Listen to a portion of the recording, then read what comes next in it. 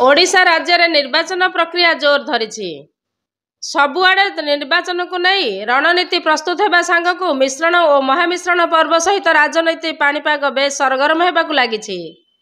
समस्त दल निज निजर प्रार्थी चयन प्रक्रिया कर सारी आगक आसुची निर्वाचन निर्वाचन पर समस्त प्रार्थी अंटा भिड़िले। भद्रक जिलूर भद्रक विधानसभा आसन प्रार्थी प्रफुल्ल सामल विजु जनता दल टिकेट पाई आज नामांकन पत्र दाखल करिसेंती। आर मेसी मार्केट रु एक विराट शोभायात्रा बाहरी शहर मध्य देई उपजिलापाल कार्यालय रे पहुंची थिले। उपजिलापाल ठारे नामांकन पत्र दाखल करथिले। भद्रक जिलार समस्त पंचायत भद्रक पौरपालिकार समस्त वार्डर हजार हजार लोक मानक समावेश होइथिला। समस्त कर्मकर्ता और नेतृमंडली मध्य उपस्थित थिले।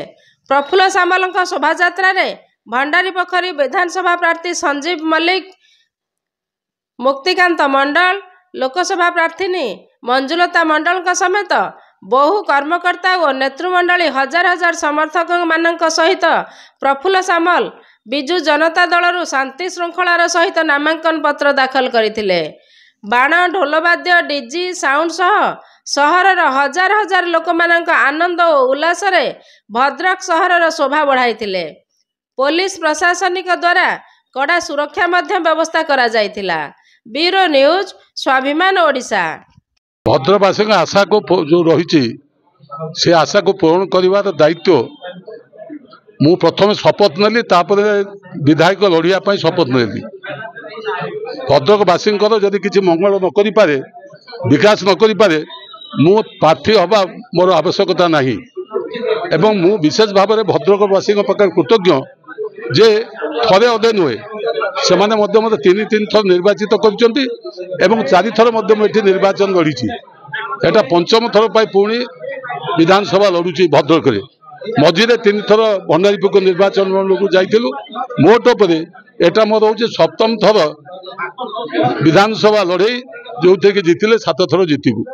एवं ये केवल संभव होमर भद्रकवासी भंडारीपुरवासी मो प्रति आस्था एवं नवीन बाबूर जी आम नेता सी मत जो आस्था रखी मत टिकेट देते जो 5 वर्ष धरिकी 7 वर्ष धरिकी निश्चित भाव में आम पाखे कृतज्ञ एवं सी जो आशा भरोसा रखिंट से आशा भरोसा को निश्चित सुरक्षित रखी एवं भद्रकवासी जो आशा रखिकी विकास चाहिए जे मुख्य भाव में जे ये मेडिकल कॉलेज हम ये आमर यूनिवर्सिटी हम एवं ता सहित कृषि उन्नति घटे कृषि विद्यालय हम एवं ता सहित म्युनिसिपालिटी ड्रेनेज सिस्टम ठू आरंभ कर रास्ताघाटर जो विकास जो सब दिखाई मत किसी दाबी पत्र मुझे विधायक एपर्यंत ही नहीं कि मुझे बहुत दाबी पत्र पाई भद्रक को गोटे अग्रणी जिले में परिणत करवा एवं ये गोटे भद्रकटा जो भद्रक काली माँ जमी प्रसिद्ध ही आखंडवाणी जमी पर्यटक मैंने आसुँच भद्रक सहर से जो 30टा जिला हेडक्वार्टर सहर भितर ये गोटे आदर्श सहर परिणत हम से ध्यान दिज्व। ये खाली मुझे विश्वास जमी पारे जे विजु जनता दल बा जनता दल विजु पट्टनायक नेतृत्व में नवीन पट्टनायक नेतृत्व में जेबे आसी था लोक ओडिशावासी निश्चित किसी काम होता है।